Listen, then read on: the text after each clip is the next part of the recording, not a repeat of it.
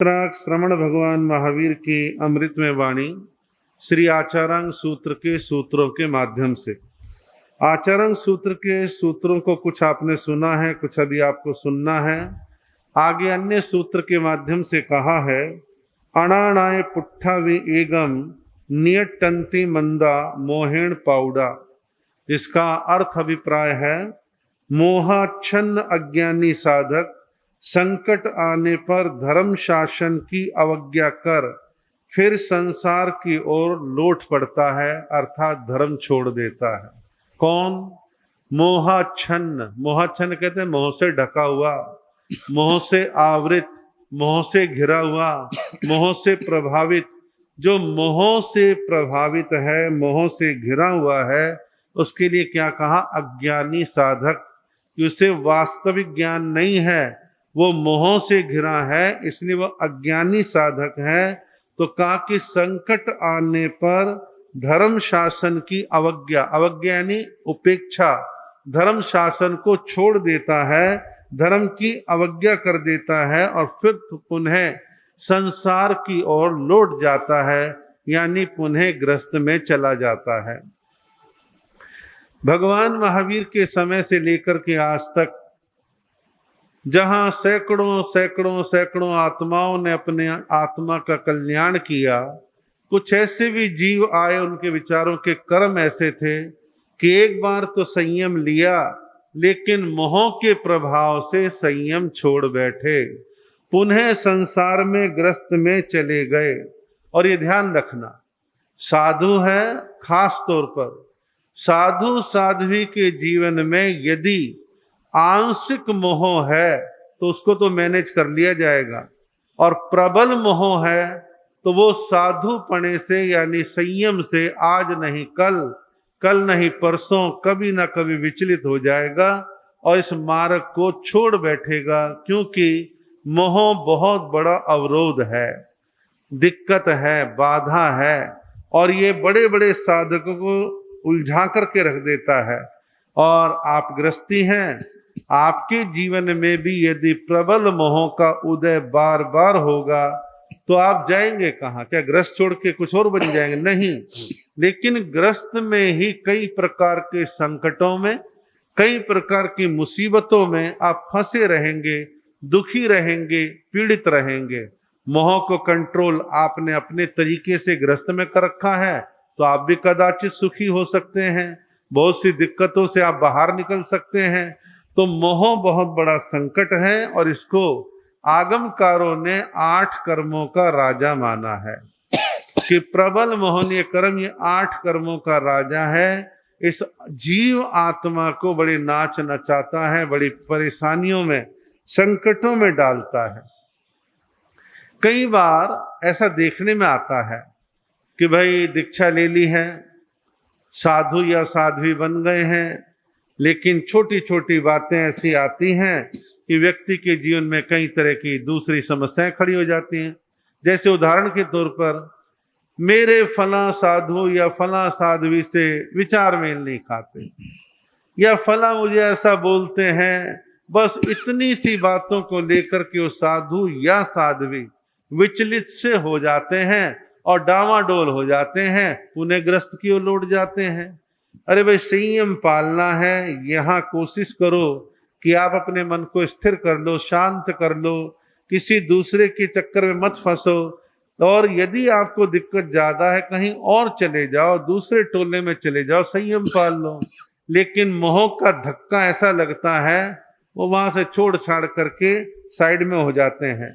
मैंने देखा है कि जिनके मन में अपना संयम पालने की भावना है और अपने मोह से टक्कर मारने की ताकत जिनके जीवन में है, मोह का प्रभाव जिनके जीवन में नहीं है या कम मात्रा में है, वो क्या करते हैं? अकेले रह लेंगे, दूसरे टोले में चले जाएंगे, लेकिन संयम नहीं छोड़ते, इस मार्ग को नहीं छोड़ते। और मैंने कुछ ऐसे साधु साध्वी देखे हैं, क्योंकि मेरा भी एक अनुभव है, 46 साल की दीक्षा है, कि ऐसे ऐसे साधु साध्वी देखे जिनकी दीक्षा 5-5, 8-8, 10-10, 12-12, 15-15 साल की है, किसी परेशानी में घिर गए हैं, उनसे पूछो तो एक ही बात कहते, नहीं मुझे संयम पालना है, कहीं पलवा दो, कैसी पलवा दो, मुझे संयम पालना है, मुझे पुनः ग्रस्त में बिल्कुल नहीं जाना है। ऐसी भावना वाले मिलेंगे, उनकी आंखों में आंसू आ जाते हैं और बड़ा खेद व्यक्त करते हैं कि नहीं नहीं, मुझे इसी मार्ग पर चलने का भाव रखना है। कुछ परसेंट ऐसे भी होते हैं, भावना में बह करके दीक्षा ले ली, ज्ञान इतना था नहीं, अब मालूम पड़ रहा है कि इस मार्ग पर कष्ट कितने प्रकार के आ सकते हैं। अनेक प्रकार के अनुकूल प्रतिकूल परिचय है, दिक्कत बाधाएं आती हैं। भाई पैदल चलना है, सर्दी गर्मी का प्रसंग भी है, केशलोच का भी है, साथियों का भी है, समाज का भी है, बहुत सारी अनुकूल प्रतिकूल परिस्थितियां आती हैं। लेकिन जो कमजोर हैं, जो मोह से घिरे हुए हैं, वो फट संयम छोड़ करके पुनः अपने ग्रस्त में चले जाते हैं, संयम से पलायन कर जाते हैं। तो ऐसे साधक भी हैं। एक घटना तो मैंने देखी है, मेरी नई नई दीक्षा थी, 6 महीने बस हो ही रहे थे। मेरी दीक्षा से पहले पूज्य गुरुदेव श्री प्रेम सुख जी महाराज के पास एक साधु थे और साधु की उम्र भी ठीक ठाक हो गई थी, दीक्षा को भी कोई 7-8 साल हो गए थे।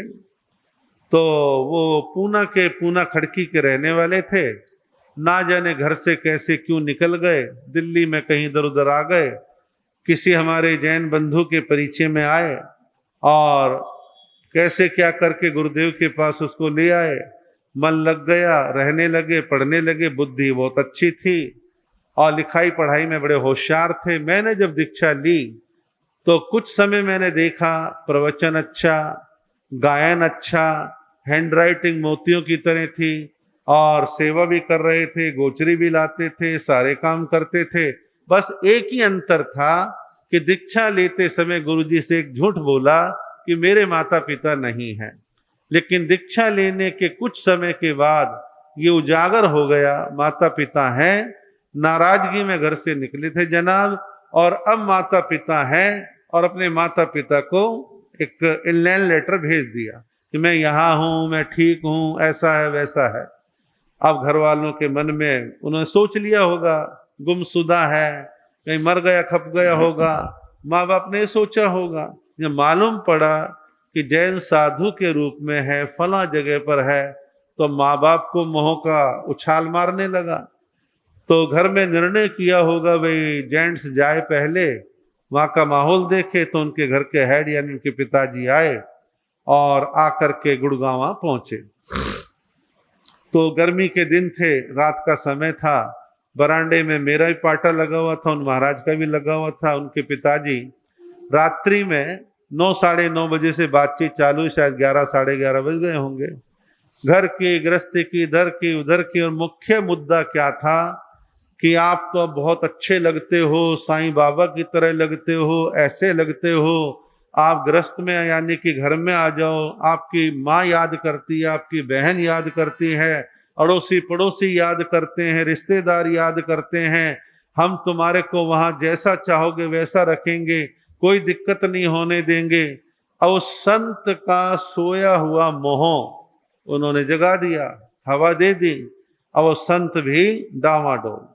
तो रात को अंतिम बात उनकी ये हुई, मैं सो रहा, लेटे लेटे सुन रहा था, अंतिम बात ये हुई, कल सुबह दिन निकलेगा, बड़े महाराज यानी गुरुदेव प्रेम सुख जी महाराज से कहूंगा कि मैं तुम्हें ले जाना चाहता हूं। संत भी तैयार हो गया और अगले दिन वो कहे उससे पहले मैंने गुरु जी को बतलाया, रात इस प्रकार की बात हो रही थी। हमारे गुरु जी राजपूती स्वभाव के थे, फटाफट बुलाया, हाँ क्या बात है, ये बात है। अब उत्तेजना में कहा, ले जा इसको, जो कुछ करना है, और संयम छोड़ेगा तो तुम सुखी नहीं रहोगे, आदि आदि जो भी कह लो। अंततः समाज को बुला के उसे भेज दिया गया। तो मैं चिंतन करता था इस घटना पर कि कई बार सोया हुआ मोह या किसी निमित्त के द्वारा जाग गया मोह कई बार प्रबल रूप ले लेता है और व्यक्ति विचलित हो जाता है। लेकिन मुख्य मुद्दा क्या है?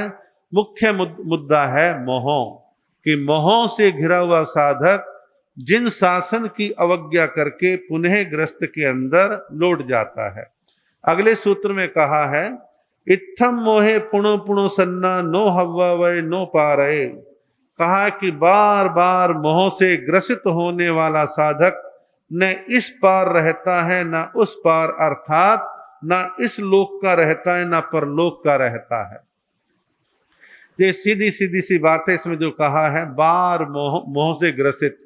मान लो किसी साधु के जीवन में कोई क्षण आए और एक लहर सी आई, मोह का कोई प्रसंग आया और वो टल गया, बवंडर आया था टल गया, आगे सब कुछ ठीक है, लेकिन बार बार मोह का बवंडर आए, बार बार मोह की आंधी उठे, तो साधु कब तक टिकेगा? एक बार बच गया, दो बार बच गया, बार बार कैसे बचेगा? नहीं बचेगा। तो कहा कि ऐसे बार बार मोह से ग्रसित होने वाले साधक ना इस पार रहते ना उस पार। इस पार क्या है? इस पार है साधु जीवन, उस पार है ग्रस्त। और मैंने देखा है कि बहुत से साधु साध्वी संयम छोड़ करके पुनः ग्रस्त में चले भी जाते हैं, तो ना तो उनका पूरा ग्रस्त स्वीकार्य होता है, ना वहां सफल होते हैं, ना यहां सफल हुए, बस जैसे तैसे करके जिंदगी को धक्के दे करके निकालने वाली बात बन जाती है। ना उनका उधर सम्मान होता है, इधर तो सम्मान रहता ही नहीं है।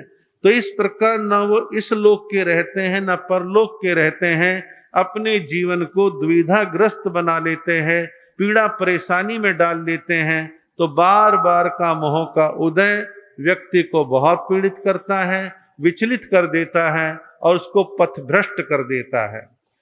अगले सूत्र में कहा है, विमुक्ता होते जना जम जना पारगामिणो, जिसका अर्थ अभिप्राय है कि जो साधक कामनाओं को पार कर गए हैं, वस्तुतः वे ही मुक्त पुरुष हैं, वे ही वास्तविक मुक्त पुरुष हैं।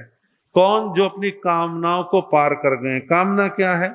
इच्छा, लालसा, कामना, चाहा, उर्दू में कहो हवस। तो ये जो इच्छा, कामना, चाहा, हवस आदि है, ये साधु जीवन में दिक्कत का कारण है। साधु पूर्णतः वीतरागी नहीं है, वह भी छदमस्त है, वीतरागता के मार्ग पर बढ़ने की कोशिश कर रहा है, प्रयत्न कर रहा है, ज्ञान ध्यान अध्ययन कर रहा है, इस प्रकार की स्थिति उसकी रहती है। तो ऐसे जो साधक हैं जो बार बार कामनाओं से ग्रसित हैं, कामना कई प्रकार की होती है और होती छोटी छोटी है, लेकिन होती है कि मेरे को कहीं से धन मिल जाए, लोग मेरे को क्यों नहीं पूछते हैं, मेरे को तो कपड़ा चाहिए लेकिन फला ब्रांड का, फला मिल का, फला प्रकार का चाहिए, जबकि दोनों चीजें एक जैसी ही हैं, कोई विशेष अंतर नहीं है। वह ब्रांड का ठप्पा ही तो नहीं है, और क्या है, चीज तो वही काम आने वाली है। नहीं नहीं, मैं तो उसी प्रकार की साबुन को यूज करता हूं, और चाह बहुत सारी आ जाती हैं कि उनके पास तो बहुत भीड़ आती है, मेरे पास क्यों नहीं आती है? नहीं आती, एकांत में बैठ माला फेर, स्वाध्याय कर ले। लेकिन कामनाएं बहुत तरह की, प्रसिद्धि की कई बार कामना रहती है कि मेरी प्रसिद्धि, मेरा नाम, मेरा यश बढ़ना चाहिए।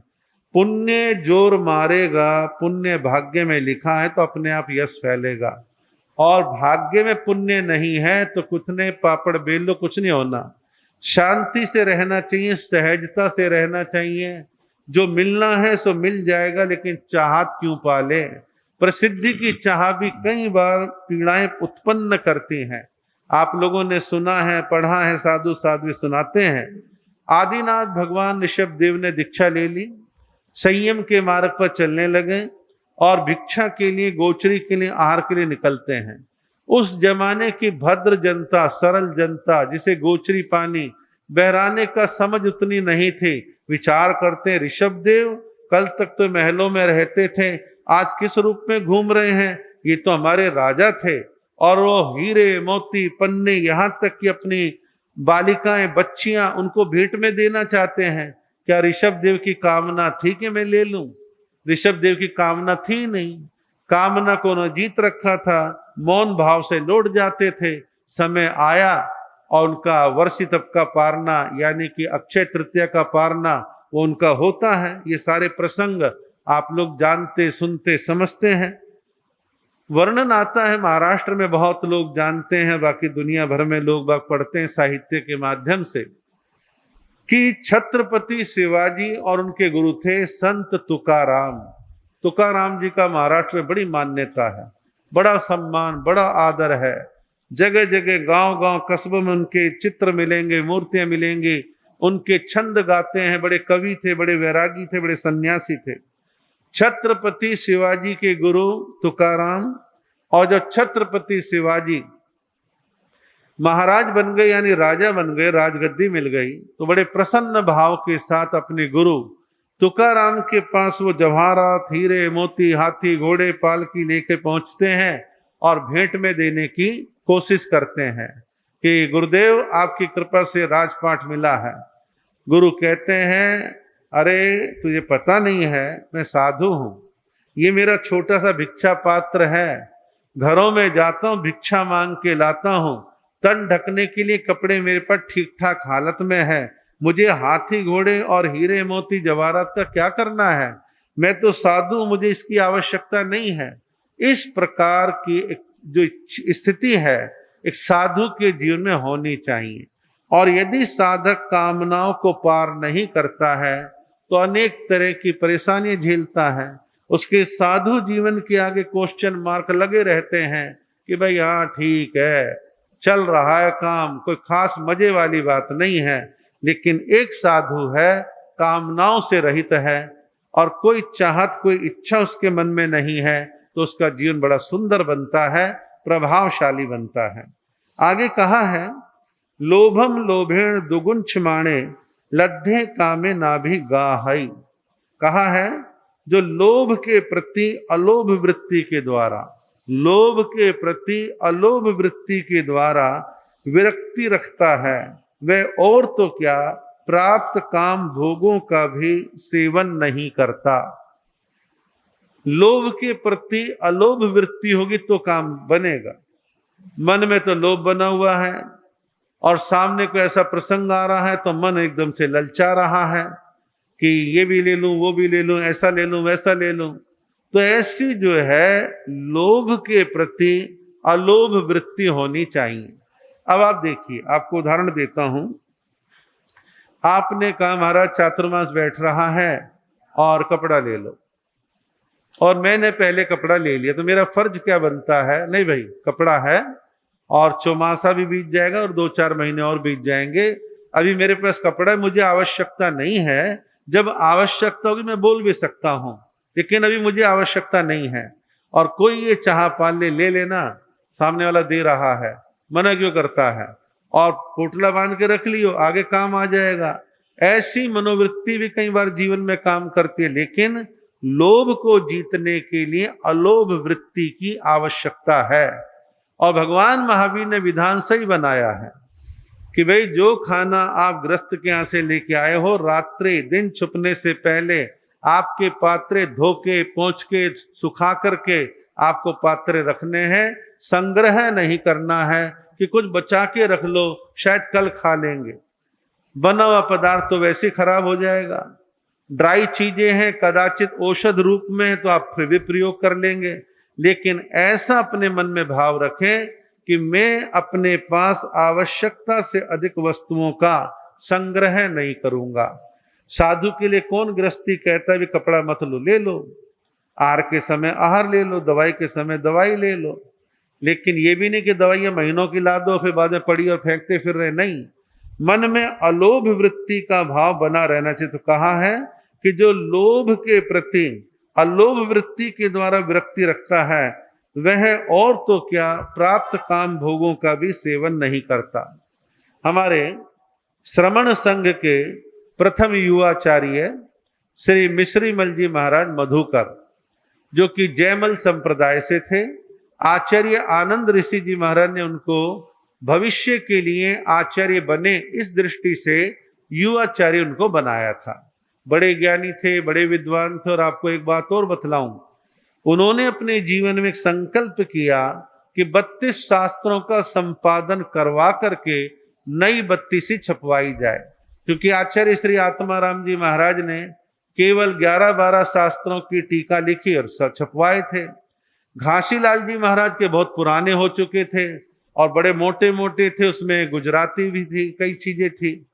तो इनके मन में आया कि 32 का संपादन करवाना है। संपादन का काम विद्वानों की टीम बनाई और जिम्मेदारी लगा दी, आपको ये शास्त्र का, आपको इस शास्त्र का ऐसे ऐसे संपादन करना है। और आज भी ब्यावर से बते 32 शास्त्र श्वेतांबर स्थानकवासी परंपरा में सर्वाधिक उनकी डिमांड रहती है। अभी आचार्य श्री नानालाल जी के संप्रदाय ने कहा आपके 32 शास्त्र अच्छे हैं और मामूली करेक्शन बतलाई थी वो ठीक कर लो और आप हमें छाप करके हमारे को दो, हम अपने संप्रदाय में भी इनको ही प्रचलित करेंगे। खैर ये प्रसंग दूसरे प्रकार का है।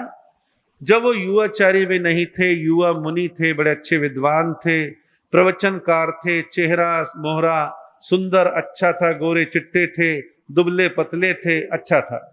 राजस्थान में अधिकांश विचरण किया करते थे। तो एक बार कोई गृहस्थी महिला महाराज के रंग रूप पे मोहित हो गई और मोहित होकर के उसने एक गुप्त लेटर महाराज को दिया कि शायद मेरे प्रस्ताव को पढ़ के महाराज मेरी तरफ आकर्षित हो जाएं। तो महाराज ने, युवाचार्य जी ने उस पत्र को पढ़ा, भाव भाषा को समझे, अपने बड़े गुरु भाई को कहा कि ये पत्र एक महिला ने दिया है, और वो भी पढ़ के हंसने लगे। तो मजाक में कहा क्या करना है फिर, क्या मन है तेरा? बोले कुछ नहीं जी, मैं तो इसी रास्ते चलने वाला हूं। तो ये क्या है, प्राप्त काम भोग, उसकी उपेक्षा करी कि मुझे इसकी कोई आवश्यकता नहीं है, मैं संयम के मार्ग पर चलूंगा। भाव कहने का ये है जिसके जीवन के अंदर ये भाव है वो मजबूती से बना रहता है। आप लोगों ने अनेक साधु साध्वियों के मुखारविंद से स्थूली भद्र और कोशा की घटना पढ़ी सुनी होगी। इसके दो पक्ष हैं। स्थूली भद्र का वो रूप जो साधु बनने से पहले का है, वो कोशा वेश्या में आसक्त हो जाता है। अपने जमाने की सुंदरी थी, विभिन्न कलाएं थी, उसके जो है तरफ झुक जाता है। लेकिन एक समय ऐसा आता है वो दीक्षा ले लेता है। दीक्षा लेने के बाद कोशा के मन में आज भी स्थूली भद्र छाया हुआ है। तो कोशा उन्हें विनती करती, मेरे यहाँ आकर के चौमासा करो। तो पुराने जमाने थे, आजकल कितने सेपरेट स्थानक वगैरह होते नहीं थे, तो कोई ऐसी जगह मिल जाती वहां चौमासा करते थे। तो कोशा कोई सामान्य नहीं, तो इसका विशाल भवन था, जैसे महल होते हैं। तो अपने महल भवन के खंड में चातुर्मास की विनती कर दी। अपने गुरु से आज्ञा लेकर के वो आ गए। हालांकि कोई क्वेश्चन आज के जमाने हंगामा मच जाए, एक कोशा वेश्या के यहाँ पर जाकर के नृत्यांगना के यहाँ चौमासा करोगे? लेकिन वो एकांत में गए, अपने ज्ञान ध्यान स्वाध्याय चिंतन में रहते हैं, आहार के समय आहार लेते हैं, वो बढ़िया बढ़िया पकवान बना के भी खिलाती है, सब बातें हैं। लेकिन कोशा ने उनको अपनी ओर आकर्षित करने के लिए सारे हथियार यूज किए, लेकिन स्थूली भद्र विचलित नहीं हुए। उसने तो प्रस्ताव दिया ना, लेकिन वो विचलित नहीं हुए। तो ये क्या है, प्राप्त काम भोग को भी स्वीकार ना करना। राका बाका नाम के, बहुत पुराने समय की बात है, राका बाका नाम के दो पति पत्नी थे, बड़े धार्मिक थे, मर्यादावान थे, नियम पचखानों में रहते थे, बहुत कम साधनों के द्वारा त्यागमय जीवन जी रहे थे, ऐसा उनका जीवन था। एक बार राका बाका पति पत्नी जो है कहीं जा रहे थे, तो उनके जो पति थे वो आगे थे। उन्होंने क्या देखा कि रास्ते में किसी ने रत्नों की ढेरी लगा रखी है। रत्नों की ढेरी लगा रखी है, दाएं बाएं देखा कोई भी नहीं है। तो रत्नों की ढेरी देखी और जो उनके पति थे वो विचार करने लगे कि रतन पड़े हैं, लेकिन हम तो भाई इन चीजें छूते नहीं हैं, हमें कोई आवश्यकता नहीं, हमने तो अपनी इच्छाओं पर काबू कर लिया है, कोई बात नहीं, और ऐसे ठीक है। लेकिन कहीं इन रत्नों को देख के मेरी पत्नी का मन पीछे आ रही, विचलित ना हो जाए। तो झुक करके रेत डालने लगे, ढकने लगे कि मेरी पत्नी इसको देख ना पाए। तो पत्नी ने झुकते हुए देखा और इतने नजदीक मुझे, बोले क्या ढक रहे हो? पकड़ लिया, बोले हटाओ इसको, क्या ढक रहे हो? देखा रत्नों की ढेरी, बोले क्या कर रहे हो? मिट्टी पे मिट्टी डाल रहे हो? बोले मैंने इसलिए डाला है कि कहीं तुम्हारा मन विचलित ना हो जाए। बोले मेरा कोई मन विचलित नहीं होता, मैं तो इसको मिट्टी ही मानती हूं, एक पत्थर ही मानती हूं। रत्नों की कीमत आप गृहस्थियों के लिए है। एक साधु उन रत्नों को रखे, क्या मतलब है तो पृथ्वी का हिस्सा ही, सच्चाई तो यही है। लेकिन लोक मान्यता बन गए, ये हीरा है, ये पुखराज है, ये फला है, ढिकड़ा है। तो इस प्रकार चीजें हैं। तो यहाँ जो बात है, बात इतनी है कि जो लोग अपने जीवन में अलोभ वृत्ति को अंगीकार कर लेते हैं वो शांत रहते हैं। आप गृहस्थियों में कुछ ही लोग ऐसे मिलते हैं जो अलोभ वृत्ति के, कहते हैं जब लड़की सुंदर हो, पढ़ी लिखी हो और हमारे को दहेज की चाह नहीं है। लेकिन लोग तरह तरह के तर्क बना करके दहेज भी मांगते हैं, सारे काम करते हैं। और बहुत कम लोग हैं जो ये कहते हैं वे सरकार मेरे को 50-60 हजार रुपये तनख्वाह देती है, मुझे अब रिश्वत लेने की जरूरत नहीं है। बहुत कम मिलेंगे। और कोई ऐसा राजनेता अफसर होगा जो पैसा खाना ना चाहता हो। तो कहने का मतलब ये है, ये लोभ लालच दुनिया में घूमते रहते हैं। लेकिन जीवन साधु का यदि है तो उसे अलोभ वृत्ति के द्वारा चलाना है। इसी में उसके जीवन की शांति है, इसी में उसके जीवन का आनंद है। आपका समय हो रहा है। इसी के साथ तपस्वी सत्येंद्र मुनि जी महाराज का आज